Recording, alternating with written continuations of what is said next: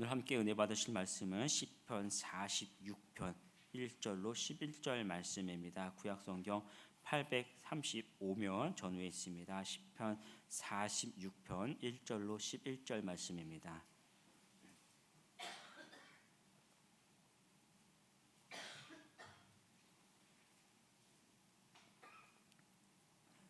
시편 46편 1절로 11절 말씀 함께 천천히 합독하도록 하겠습니다. 하나님은 우리의 피난처시요 힘이시니 환난 중에 만날 큰 도움이시라. 그러므로 땅이 변하든지 산이 흔들려 바다 가운데 빠지든지 바닷물이 솟아나고 뛰놀든지 그것이 넘침으로 산이 흔들릴지라도 우리는 두려워하지 아니하리로다. 셀라. 한 시내가 있어 나뉘어 흘러 하나님의 성 곧 지존하신 이의 성수를 기쁘게 하도다. 하나님이 그 성 중에 계심에 성이 흔들리지 아니할 것이라. 새벽에 하나님이 도우시리로다. 문나라가 떠들며 왕국이 흔들렸더니 그가 소리를 내심에 땅이 녹았도다. 만군의 여호와께서 우리와 함께 하시니 야곱의 하나님은 우리의 피난처시로다. 셀라. 와서 여호와의 행적을 볼지어다. 그가 땅을 황무지로 만드셨도다.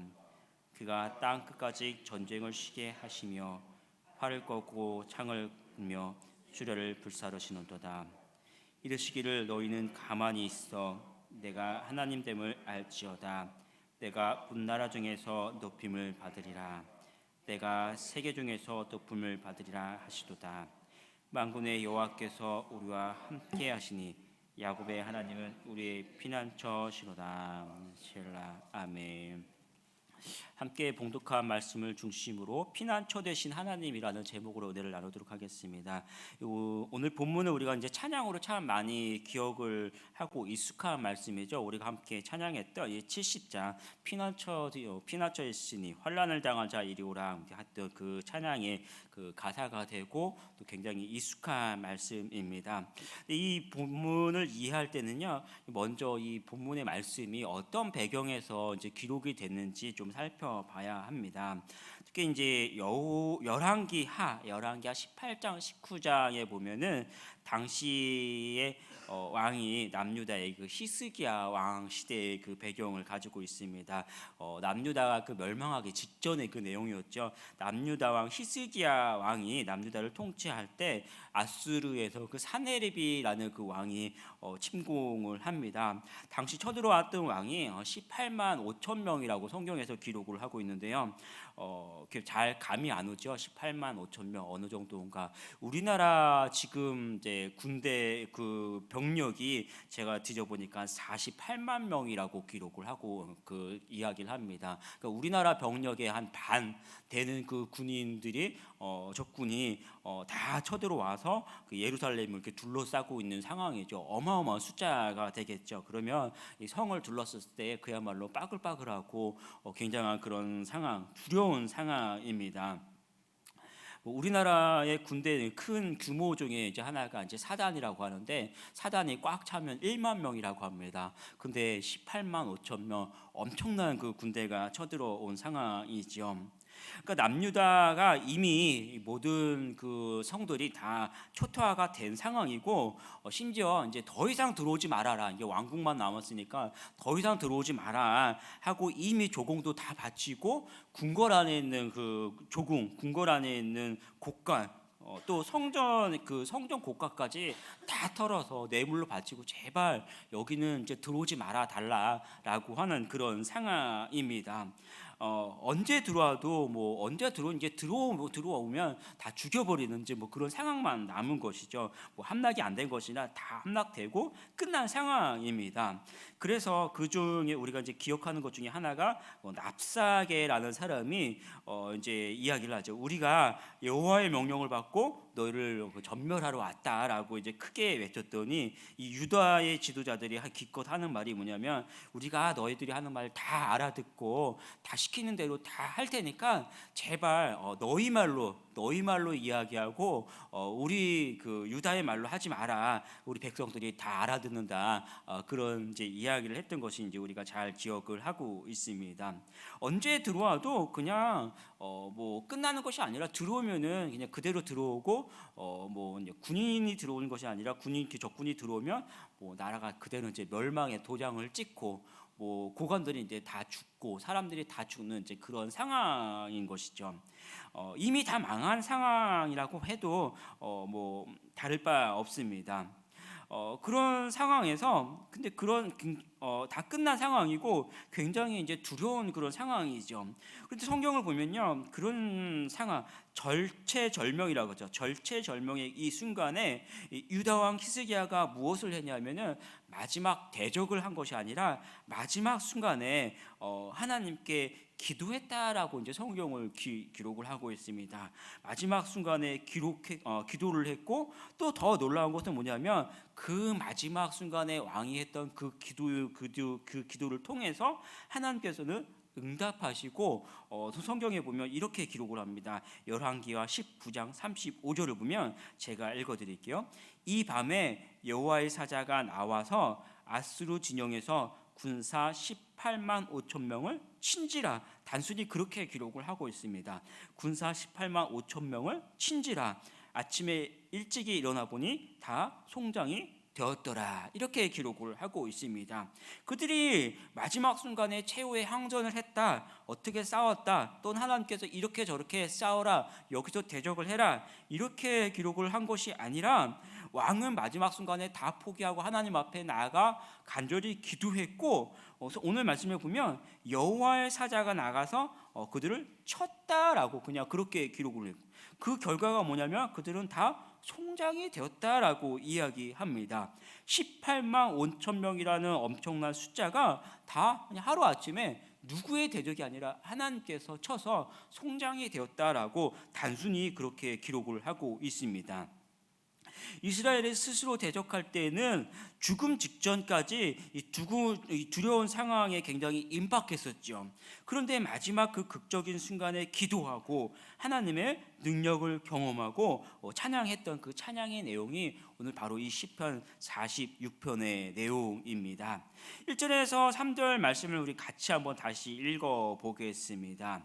하나님은 우리의 피난처시요 힘이시니 환난 중에 만날 큰 도움이시라. 그러므로 땅이 변하든지 산이 흔들려 바다 가운데에 빠지든지 바닷물이 솟아나고 뛰놀든지 그것이 넘침으로 산이 흔들릴지라도 우리는 두려워하지 아니하리로다. 셀라. 이 셀라라는 말씀은 정확하게 이 구전으로 내려오는 것이어서 정확하게 이제 어떤 뜻인지 이제 밝혀지지 않는데 많은 학자들이 공통적으로 이제 의미하는 것은 그냥 잠시 이렇게 묵상하라 이제 그런 의미로 이야기합니다. 그래서 셀라를 너무 셀라 하고 이제 외치는 것이 아니라 뭐 그렇게도 하겠지만 이렇게 읽는 마무리해서 조용히 이렇게 내리면서 셀라 하고 이제 묵상하는 그런 이제 구절로 우리가 이제 이해를 하고 있습니다. 이 시편 기자는 하나님을 오늘 말씀해 보면 피난처, 힘, 환난 중에 만날 큰 도움이라고 이제 표현을 하고 있죠. 이 본문을 보면 땅이 변하든지 또 산이 흔들려 바다에 빠지든지 바닷물이 솟아나고 뛰놀든지 바다가 넘침으로 산이 흔들려도 두려워하지 않는다라고 고백을 합니다. 이런 것들을 뭐라고 표현합니까? 흔히 자연 현상이죠. 지진이나 뭐 큰 뭐 불이 난다든지 뭐 이런 어떤 자연 현상을 이야기합니다. 지진, 큰 물, 뭐 갑자기 뭐 폭우가 쏟아진다든지 태풍이 온다든지 이런 것들, 해일 이런 것들 있으면 어떻습니까? 굉장히 무섭죠. 여러분 그 가운데 한번 있다고 생각해 보십시오. 저 이제 어렸을 때 그 불장난을 하다가 가끔 이제 불을 낸 적이 있습니다. 뭐 산불이 난 정도는 아니지만 이 불장난, 지불놀이 이런 거 하고 있는데 어느 순간에 바람이 훅 불면 눈앞에서 그냥 확 하고 퍼져요. 그러면 어마어마하게 무섭지요. 사람이 아무리 현대에서 기술이 발달을 해도요, 이 자연의 위력 앞에서는 감히 대항하지 못합니다. 뭐 우리가 뭐 지진이 온다, 홍수가 온다, 태풍이 온다 해서 뭐 그것을 과학적으로 막아내지는 못하지요. 단지 그것을 미리 예견하고 이제 뭐 물난리가 나겠구나, 지진이 오겠구나 미리 알고 도망가고 피할 뿐이지 그것을 막지는 못합니다. 이제 저는 그 수영이라는 것을 성인이 다 돼가지고 지금부터 몇 년 전에 한 4년, 5년 전에 이제 제가 수영을 배웠는데요. 어렸을 때는 수영이라는 거 전혀 못했는데도 불구하고 매일 같이 바다에 가서 이 바닷물에서 이제 그 수영하고 놀았던 기억이 납니다. 무슨 수영일까요? 개수영이죠. 몸은 다 바다 속에 있고 머리만 꼴깍꼴깍하면서 했던 그 개수영을 했는데. 근데 그래도 이제 잘 놀기는 했습니다. 무서운 거 없이 잘 놀기는 했는데 가끔 보면 어느 순간에 파도에 밀려서 바다 그 한가운데 저 혼자 이렇게 고립되거나 한가운데 이렇게 파도에서 떠내려가는 그런 이제 경험이 있었습니다. 그러면 아무리 개수영의 명수다 하더라도 그 상황만큼은요 어마어마한 그 바다 속에서 내가 어떻게 할 수가 없으니까 굉장히 큰 물 한가운데 제가 있을 때 어마어마한 그 두려움에 휩싸였던 경험이 굉장히 많이 있습니다.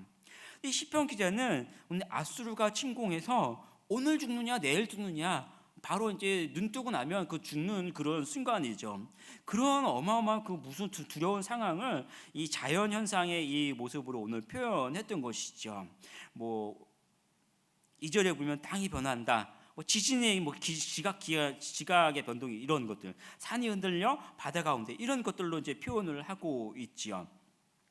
그런데 어떻습니까? 하나님을 의지하고 기도할 때 하나님께서 이 아수르의 그 어마어마한 그 군적들을 대군을 다 죽이셨다라고 이야기하고 또 산이 흔들려도 우리의 피난처가 되신다고 이 성경은 찬양하고 있습니다.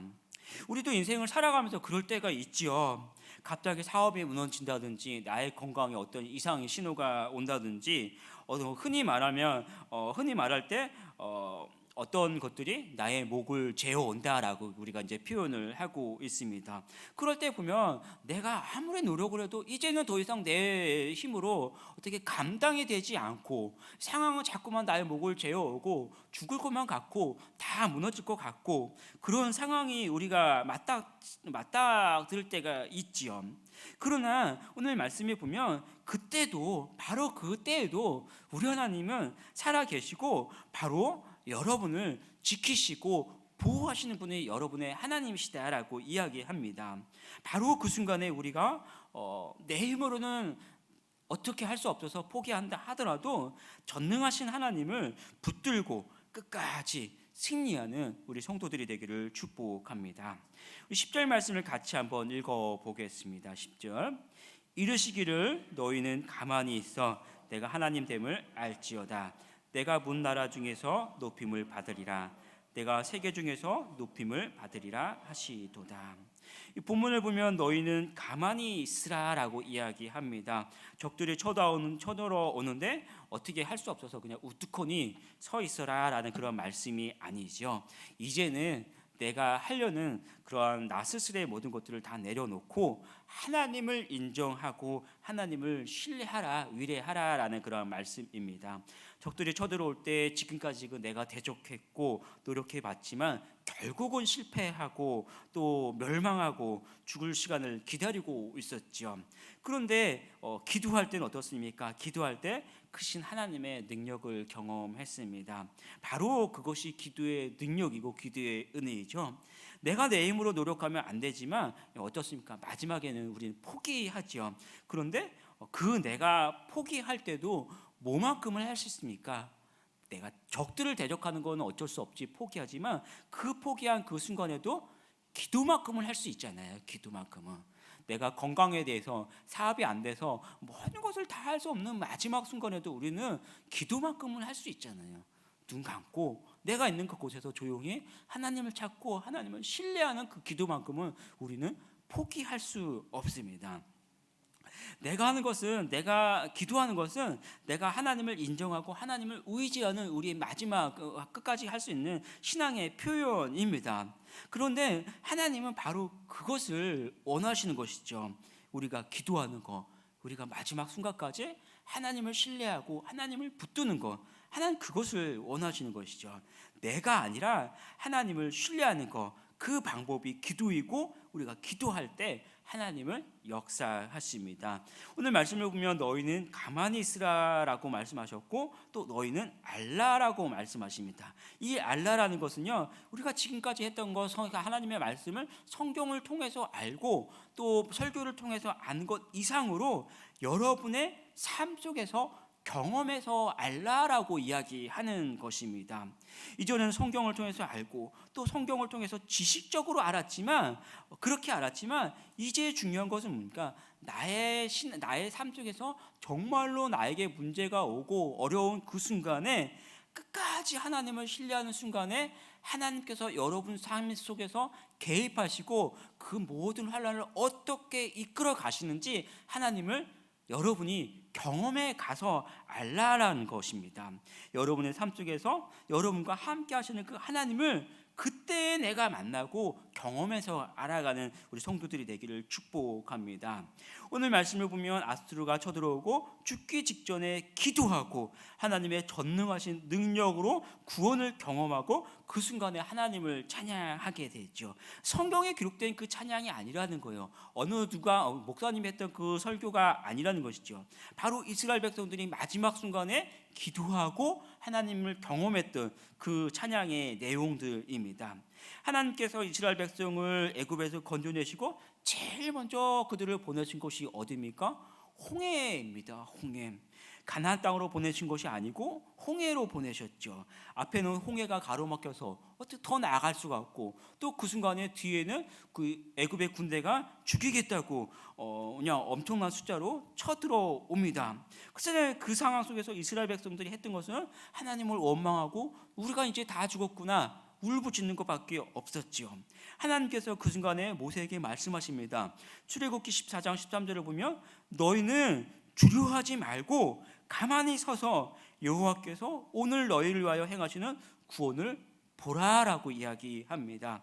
어떻게 됩니까? 큰 동풍이 불어서 계속해서 부는 거예요. 한순간에 끝나는 것이 아니라 큰 동풍이 불어서 홍해 바다가 갈라지고 마른 땅이 드러나고 이스라엘 백성이 그 가운데로 지나갑니다. 그리고 모두가 그 땅을 지나갔을 때 그 하나님의 구원을 경험하고 미리암이 나와서 소고를 치면서 그 놀라운 역사를 있게 하신 하나님을 찬양하게 되죠. 오늘 여러분이 가진 문제와 기도의 제목들 바로 그것을 붙들고 끝까지 하나님 앞에 나아가 기도하라는 것이죠. 그리고 이 성경에 기록된 이 놀라우신 위대하신 하나님의 능력이 바로 여러분의 삶 속에서 함께하고 여러분이 경험하고 여러분이 그 하나님을 여러분의 입술로 찬양하는 이 하루가 되기를 축복합니다. 그 속에서 하나님께 기도하고 더 하나님을 바라보고 하나님께 전심으로 나아가야 합니다. 그리고 하나님이 여러분에게 행하신 전능하신 하나님을 경험하고 주의 능력으로 이 하루도 살아가는 우리 성도들이 되기를 축복합니다. 기도하겠습니다. 하나님 아버지, 오늘 이 시편 46편의 말씀처럼 살아계시고 전능하시고 우리와 함께 하시는 그 하나님이 누구의 하나님이 아니고 바로 오늘 나와 함께 하시는 하나님이고 모든 것을 이기시고 또 역사하시는 그 하나님이 나의 삶 속에서 함께 하시고 또 인도하여 주시옵소서. 오늘 내가 가지고 있는 또 내가 하나님 앞에 나와 기도하는 나의 이 기도의 제목들이 온전히 하나님 앞에 응답되게 하여 주시고 내 앞에 보이는 여러 가지 문제와 환난과 내 힘으로 어떻게 할 수 없는 이 모든 것 속에서 하나님께 기도하고 하나님이 나를 위해서 모든 것을 이끌어 주시고 역사하시는 그것들을 우리의 눈으로 보고 힘써 하나님께 찬양하는 이 은혜로운 이 하루가 되도록 주님 축복하시고 함께하여 주시옵소서. 감사드리며 주 예수 그리스도의 이름으로 기도합니다. 아멘. 우리 주기도문